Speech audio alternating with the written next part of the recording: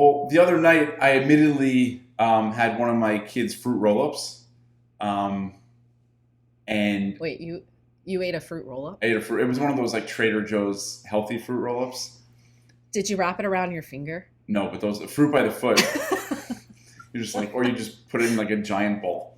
Right. That was always fun. But it was one of those like admitted. It was one of those healthy fruit roll-ups, and like I ate it, and I'm like, all right, this isn't doing anything. And what I actually needed to do, and I wound up doing, is I wound up walking on the treadmill. I just had this energy. I needed to get it out. I needed to do something Okay. with it.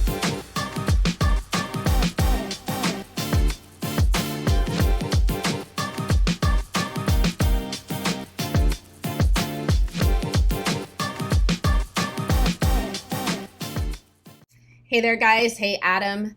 Today we are going to be talking about something that gets in the way for a lot of people, but I am going to start out with an admission, and I want you to think of something you can admit to as well, because, we love a good admission, and mine is I am a picker, all right? Historically, I have been a picker. And when I say a picker, I don't mean the banjo, I mean my poor lips and my poor fingers picked to a bloody mess. All right, so that's my admission. Wow. Adam, um, yeah, I know. I know, I'm putting it out there. Do you have one? Come on, don't leave me hanging. It's funny. I'm thinking about a nose pinker, and then it's like all these. Don't leave me hanging. It's all these. Oh, Um, do I have an admission? Well, I no. mean, Yeah. I'm a diehard Knicks fan, Okay. and when they're losing, I'm grumpy. I'm sad. I'm like upset. But lately, they've been doing really good, and they just beat the Boston Celtics, who is one of the best teams in the league. And I had so much energy after they won. Like I didn't know what to do with myself. Like I was so wired. And I actually did. I was looking up some articles, and it's like supposedly, I mean, it's true. Like when your team wins, it boosts your energy, boosts your mood, your hormones, your testosterone, etc. And when they lose, it can lower it. Um, but I felt wired. Um, so I'm always, while I'm watching a game, after a game, is a challenging time for me. Challenging. Okay, so I think we're moving into the subject matter, right? So, which is like we have these like sensations or things going on, and we might find ourselves behaving in a way that could be detrimental. I'm curious to know what do you do with yourself when you struggle after these games? Well, the other night I admittedly had one of my kids' fruit roll-ups, um, and Wait, you ate a fruit roll up? I ate a fruit. It was one of those like Trader Joe's healthy fruit roll-ups. Did you wrap it around your finger? No, but those fruit by the foot. You're just like, or you just put it in like a giant bowl. Right. That was always fun. But it was one of those like admitted. It was one of those healthy fruit roll-ups, and like I ate it, and I'm like, all right, this isn't doing anything. And what I actually needed to do, and I wound up doing, is I wound up walking on the treadmill. I just had this energy. I needed to get it out. I needed to do something Okay. with it. So you're on topic. You were eating or snacking when you were not hungry. Guilty. Okay. All right. There's your admission. My eating of my fingernails and my lips has nothing to do with hunger either. And I hope there aren't many people out there snacking on their own selves. But here's the point, right? Like we find ourselves behaving in this way, right? We're doing something that it's like that square peg round hole situation. You were trying to deal with this excess energy by consuming your kid's snack. I was trying to deal with several things by consuming my own self. And it hurts. It hurts, right? Like when we snack and we're not hungry and we do that consistently, we end up harming ourselves in the long run. So that's what we're going to talk about today. That's what we're going to tackle. We have a few tactical things. I think this is going to be pretty short and sweet. So stick with us right to the end. So for me, number one, I had to figure out, just like you did, what it was that was leading me to pick at my fingernails and pick at my lips.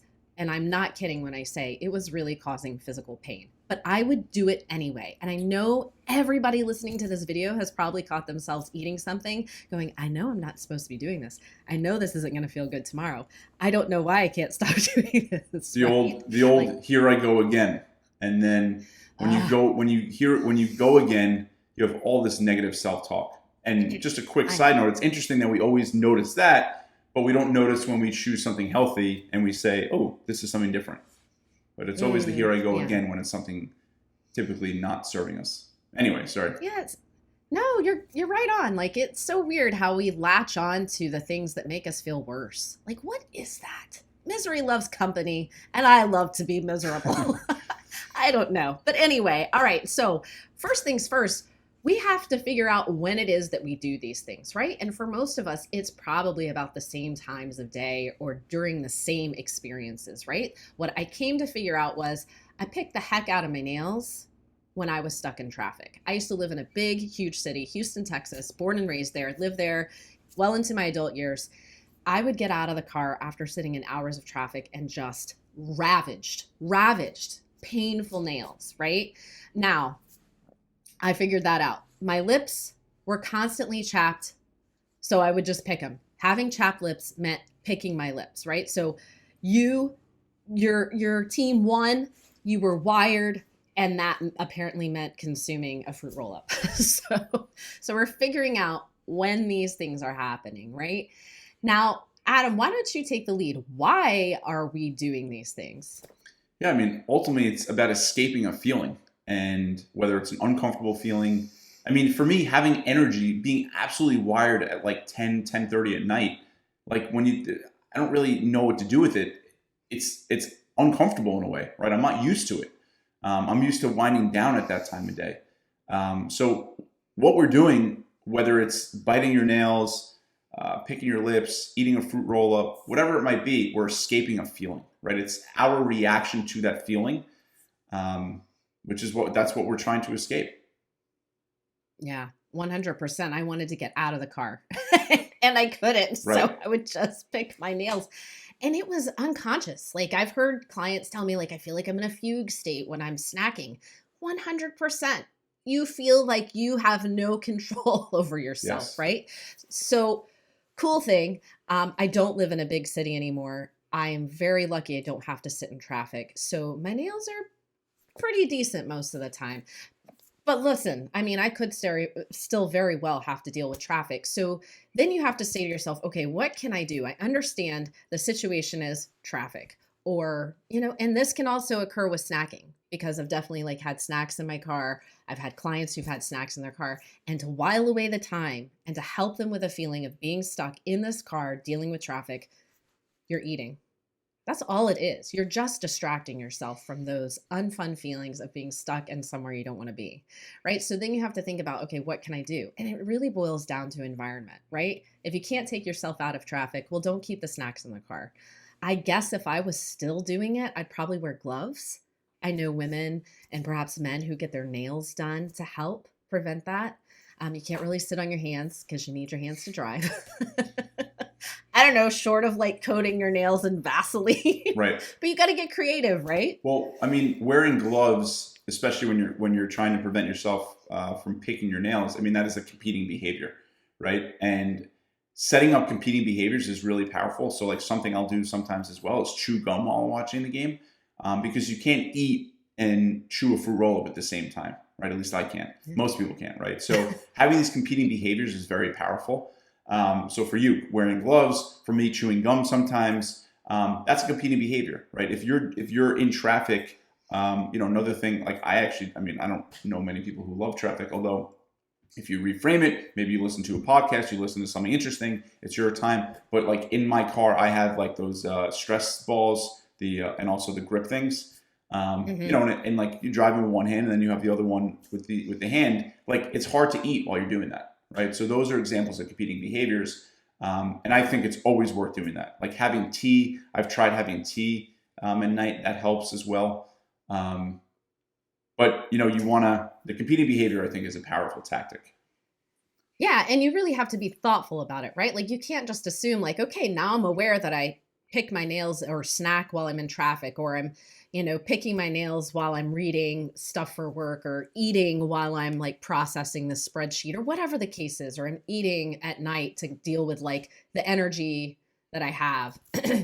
So you have to go in knowing, yeah, that's the behavior I'm doing, that I'm trying to cope with like these feelings. And then you have to be thoughtful about those competing behaviors, or the way you're going to interrupt that habit. It's a habit.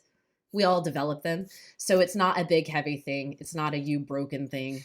But you do have to be really specific, right? You said tea for eating. I mean, other things you could do is like, set out your snack, just put it on the bar and like give it boundaries. I always tell people, like, put it in a plate or a bowl, give it boundaries, because boundaries help keep us healthy, different things like that. So you can't just on a whim go, yeah, I'll try something else. Yeah, And we've talked about this before. Yeah, no, and that's a perfect example of like it's called like the hot cold empathy gap, right? Like we can wake up in the morning, we feel raring to go. We're like, all right, today's the day, and then 4 hours later, we're like, oh, we're stuffing our face with cookies and things like that we didn't intend to eat.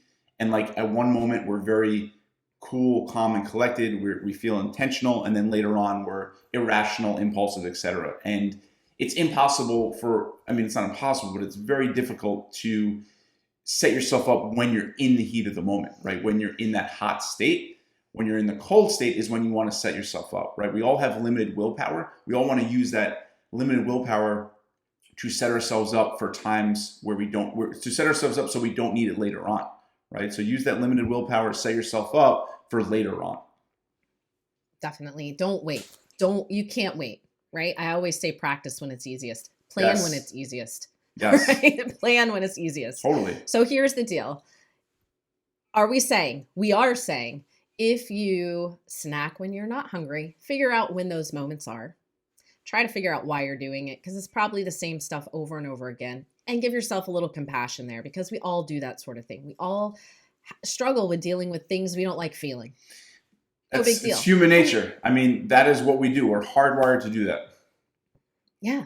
And then make a plan. Make a plan for how you're going to try doing it differently, and start practicing it. Just practice it. Set it up well in advance, so you don't have to think in the moment when it's time to come and deal with those feelings. Anything else you want to add, Adam? I'm just trying to, me, I love my acronyms. I'm trying to come up with an acronym. So I would say it's identify, right? Okay. Identify when your most challenging times are. Okay.